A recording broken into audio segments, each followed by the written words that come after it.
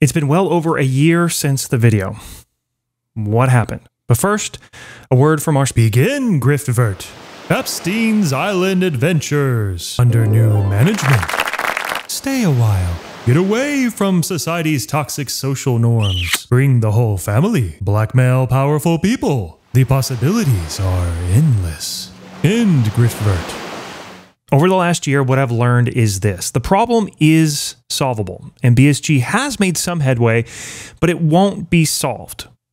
Some of the changes BSG needs to make requires them to basically remake the game. Games like Valorant and CSGO were created with superior anti-cheat in mind from day one, and they still have to throw an exorbitant amount of money at the problem and hire the best experts in the entire world, like Phil Koskinas, who I chatted with many months ago. He was at Riot's Vanguard from day one and recently was poached by Amazon Game Studios to run their cheat development, all to be hired right back at Riot's Vanguard again. My favorite part of the interview with him was when he explained why he can't play FPS games anymore. Like, I used to cheat, and I can't play first-person shooters without cheating. I can't, because I can't aim. I never learned to do it. So like, it's too like. But on a serious note, talking to Phil, I did learn this. Anti-cheat is not just about throwing money at the problem. It's a limited, finite resource akin to hiring specialized brain surgeons. It can take decades to develop.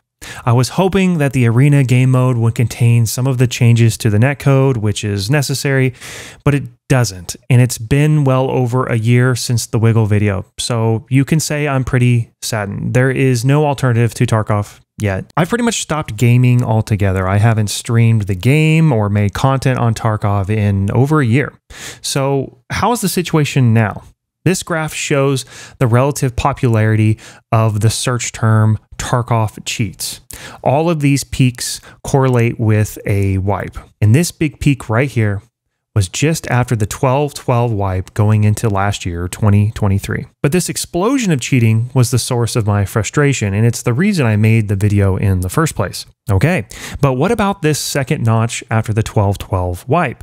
I can only speculate, but this occurred after the release of the Wiggle video. Many of these searches could just be people wanting to see what was out there or people wanting to fact check me.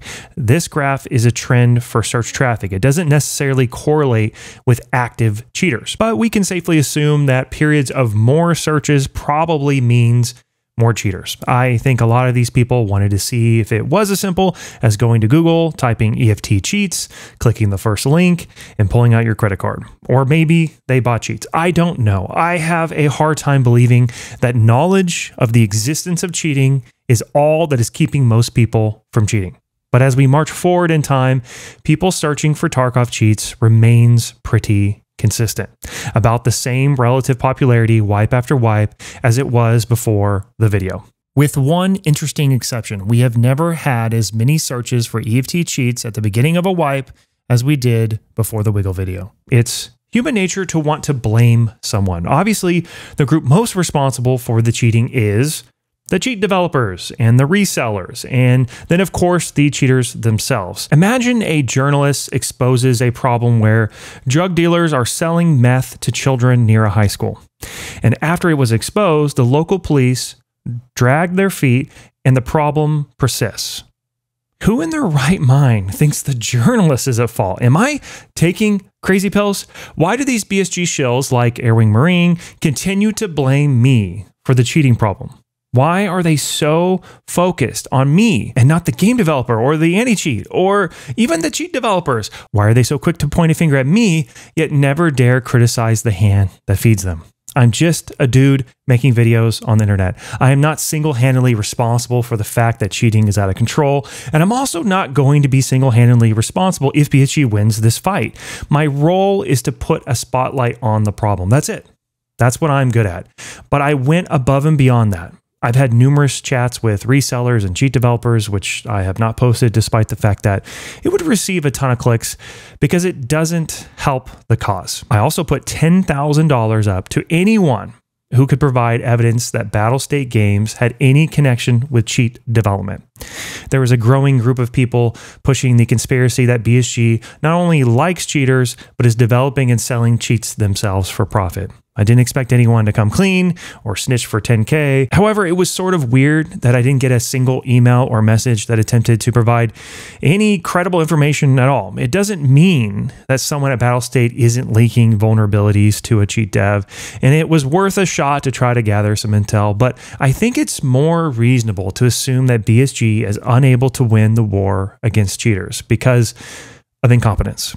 I looked for solutions. I even spent a few months looking into the AI anti-cheat scene. I reached out to several companies that claim to have solutions. I looked at Valve, probably the biggest hitter in this space. And recently they had an enormous false ban wave, the largest in gaming history, which I covered months ago in a video. And in my humble opinion, it was because of their AI.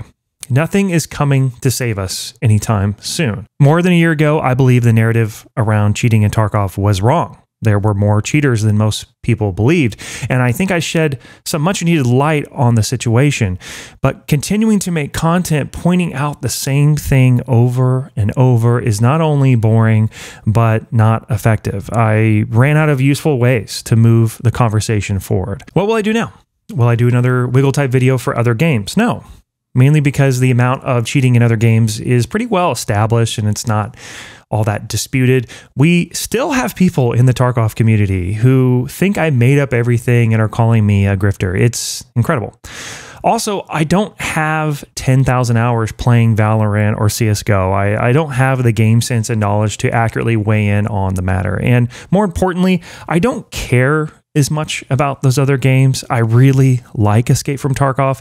I had a personal interest in affecting change with Tarkov, and making videos like this comes at a cost. Having been the focus of quite a few hate campaigns, I made myself numerous enemies, and I'm just one guy making videos. I don't have a legal team or a Patreon or anyone helping me out. Many of you have asked if I will do a follow-up to the Wiggle and load in an ESP and show how bad the cheating is.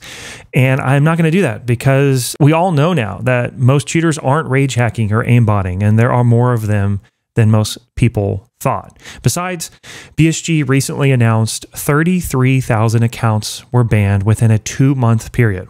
And that's just the cheaters they've caught. Anyone telling you that cheating isn't a major problem with the game is lying to you.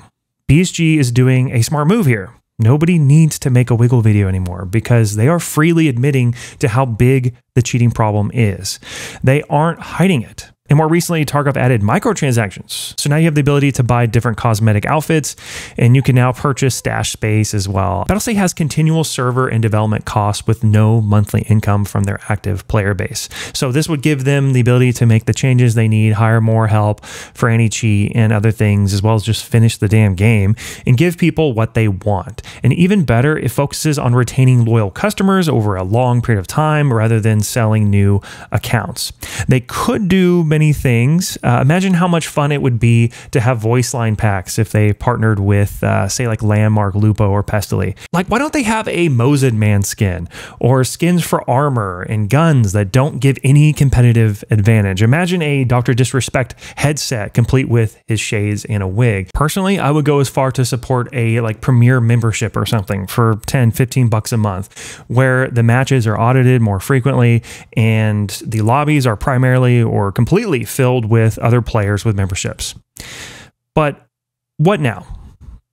I guess my question for you all is, what do you want from someone like me? I haven't made a video about Tarkov in over a year, and I'm called a grifter. Is this channel dead? Maybe. Do you want me to relentlessly point out all the mistakes BSG is making? Should I keep hammering the same points home until the game dies? I had reached out to Nikita and BSG for comment. I would have loved to chat with them about all of this. I know they won't take me up on this for obvious reasons, but I think I've been pretty damn fair, and I've kind of explored every avenue possible, and I'm just at the end of my rope. I really don't know what to do. What do you all think? Maybe I've just escaped Tarkov.